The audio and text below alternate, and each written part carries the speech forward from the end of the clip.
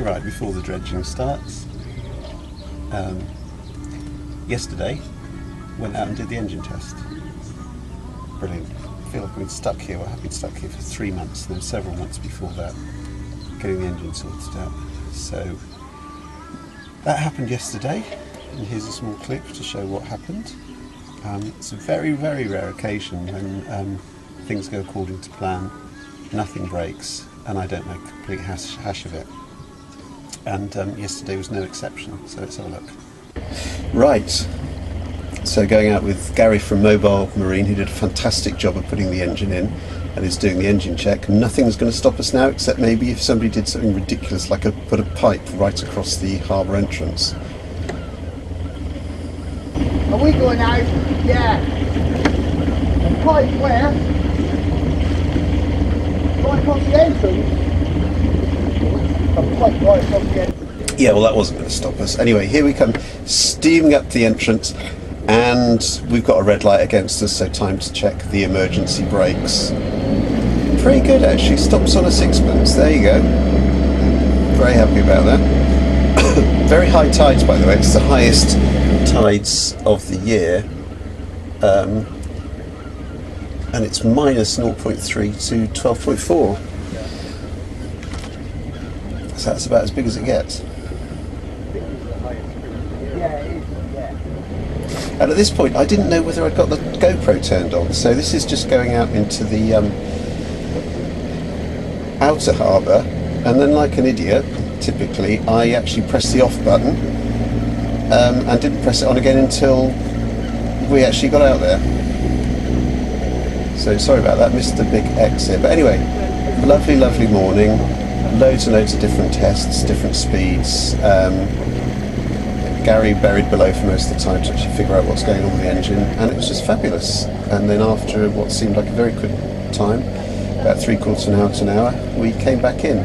There is a bit of a ferry glide here, but you can't really see it because of the way I've got the camera sorted out, but there'll be plenty of opportunity to look at that. And we've got a green light, so turn around and go straight in.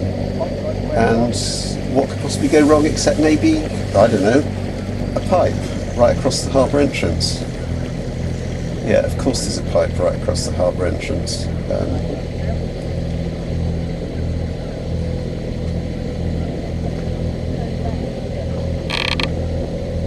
But anyway, there was a little bit of room, so I turned hard to starboard as soon as we went in, rather than straight ahead, which is where I wanted to go.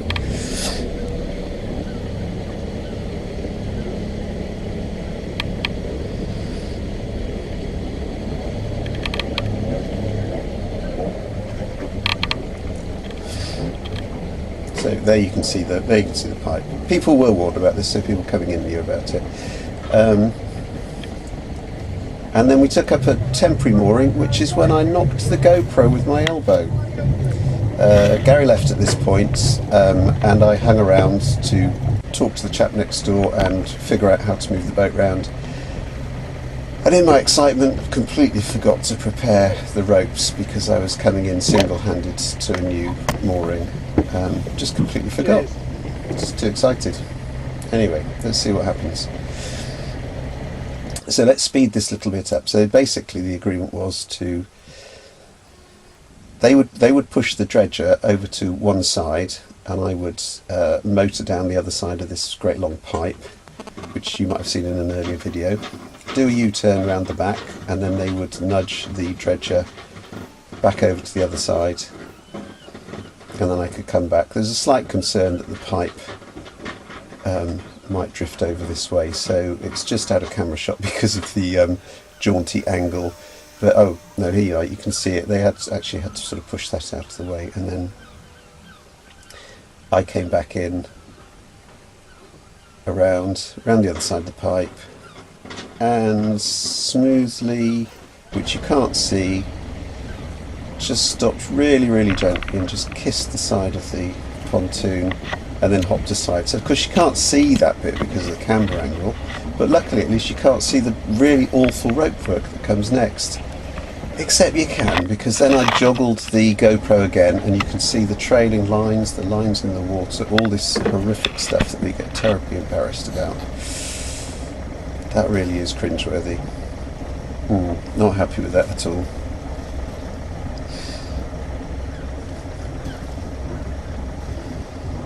I did sort it out properly later, by the way. But yes, you are an idiot. You did have the GoPro the wrong way around. Okay, so yeah, I'm in a different berth here, which is better. I've got a longer pontoon. But that went okay. That went well. I think I got overexcited and wanted to rush things a little bit, and I'm normally meticulous with my rope work and so on. I just forgot it completely. I just let it go out the window. I think I was so complacent that I've got an engine that's not going to cut out and I can manoeuvre it quite nicely and so on. I just didn't bother about thinking, oh, you need to get your ropes ready before you actually berth that. But yeah, no, and the sort of pipe work didn't really get in the way in terms of the harbour. That gave me a little bit of low speed manoeuvring exercise.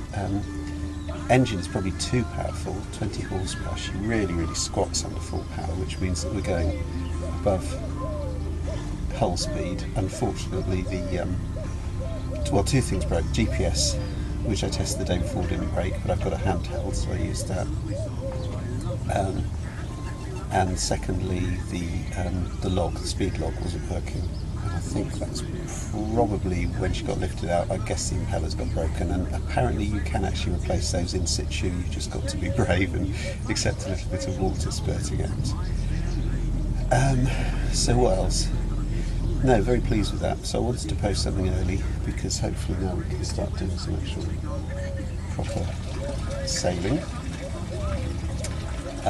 Camera work needs to be tidied up a little bit. Obviously I made quite a few mistakes with the GoPro. I didn't polish it up, I mounted it in the wrong place, I switched it off when I thought I was switching it on, blah blah blah.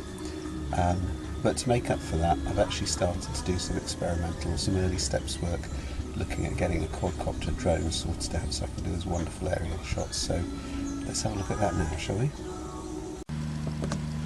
So anyway, here we go. Quadcopter. Can't wait to do those 360-degree spinnaker shots with it. Do have to figure out a way of actually fixing the GoPro onto it, which I'm not quite sure how it's going to work at the moment. It does kind of remind me of that time when I bought a violin through a mail order catalogue, but anyway, no idea how this works. I think this button here.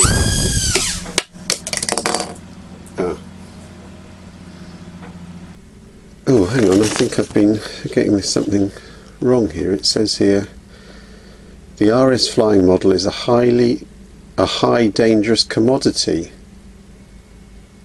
I thought it was a toy.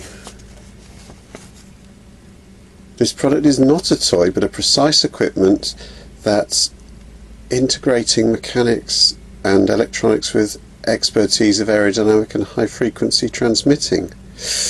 I better start taking this seriously then and do some practice. Good grief, who'd have known?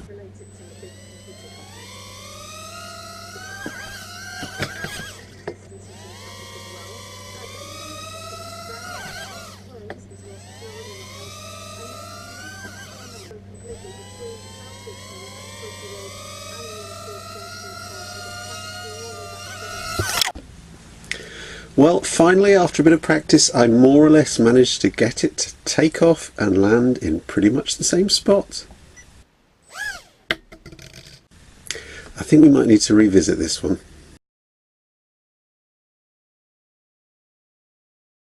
Well, that was an extra one for this month, but I was so pleased to get out. So if you enjoyed it, do feel free to give a thumbs up or even subscribe. If you didn't, I think probably the best thing to do is throw your PC out the window, to be quite honest. That's certainly what I'd do.